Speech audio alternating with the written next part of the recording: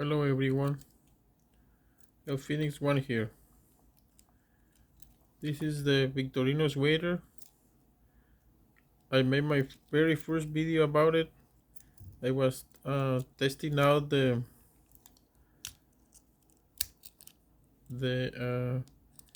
bottle opener, and I thought that maybe you guys would like to see it up close. Let me show you the tools it has. It has the main blade. It's kind of dirty because I've been using it a lot.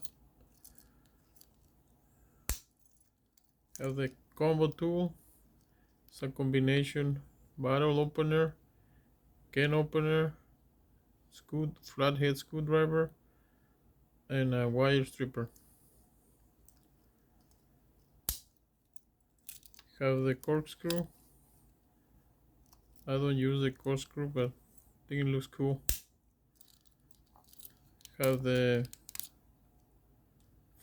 toothpick,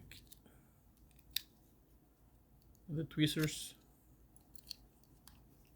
and I carry it in a hanger clip, and of course I made the lanyard for it. It's an 84 millimeter. I really like this model.